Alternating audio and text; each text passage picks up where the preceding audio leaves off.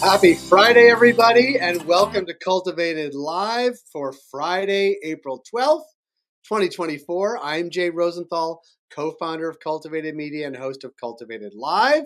Since we launched, our goal at Cultivated has been to be cannabis industry first, providing you with the most important, insightful, and useful information. And here's how we do it. We do it through our daily newsletter at Cultivated Daily. We hope you will subscribe. We do it through our daily live stream, which is called Cultivated Live, which you are watching right now. And for that, we'd love you to subscribe or follow us on LinkedIn, subscribe to our YouTube channel by smashing the subscribe button.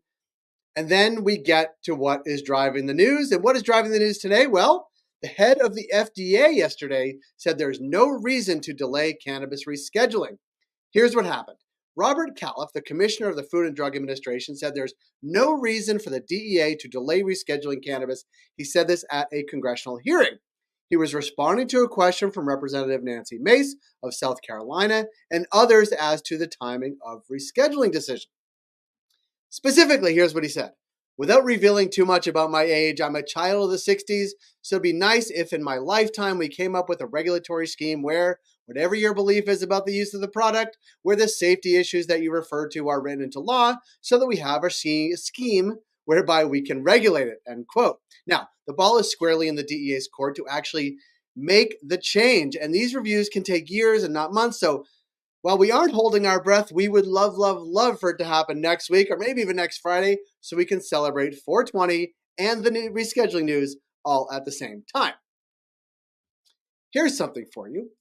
59% of regular cannabis consumers say they'd vote for a pro-cannabis presidential candidate in November, regardless of the party they represent. And 56% of survey respondents said the Democrats have better ideas for cannabis policy compared to just 16% for Republicans. That's according to a new poll of 635 likely and committed voters from NugMD, a cannabis telemedicine platform. You can see the full results on our newsletter.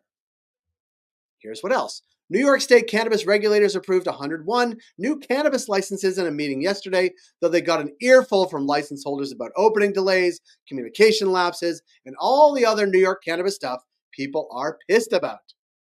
A push to limit dispensaries near Washington, D.C. schools sputtered out, according to an Axios report. Some dispensaries are taking advantage of a loophole that let them locate within 300 feet of schools if they are in a designated commercial zone. To Ohio, where Governor Mike DeWine said in his State of the State address he wants to ban public cannabis consumption as well as Delta-8 THC products, but will respect the will of the voters on legalization. Well, thank you, because it says yesterday in our story we said they might open shops starting in June. To New Hampshire, where the New Hampshire House passed a bill that would legalize cannabis in the state.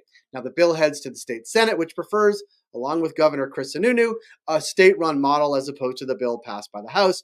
You can tune in Tuesday next week for more from cannabis advocates and legislators in New Hampshire on our daily morning stream at 10 a.m. Eastern with Brad Spearson from Grown In, where we talk about the United States of cannabis. But importantly, we'll have New Hampshire guests on there as well. The U.S. Cannabis Council wants to ban intoxicating hemp products from the next version of the Farm Bill. Now, some companies, as you no doubt know, have taken advantage of a loophole that allows the unregulated sale of hemp-derived THC products across all 50 states. And here's a bit to send you off into your weekend, especially you if you are in Bel Air. Rapper and ride pimper Exhibit West Coast Cannabis in LA's Bel Air neighborhood. He's offering a 60% discount to nearby UCLA students. So, UCLA students, kick it off for your weekend by buying cannabis at your local dispensary in Bel Air, even though they're in Westwood. That is it for today's Cultivated Live. We encourage you to subscribe to our daily newsletter at cultivated.news. Follow us on LinkedIn. Smash the subscribe button on YouTube. We'll see you back here Monday, 10 a.m. Eastern, right here on LinkedIn and YouTube, where we will kick off a big week in the cannabis industry because 420 is a week from tomorrow, so Saturday, 420. Remember, not only if you're a UCLA student, but if you're anybody, buy cannabis at your local dispensary and have a great day and a safe weekend.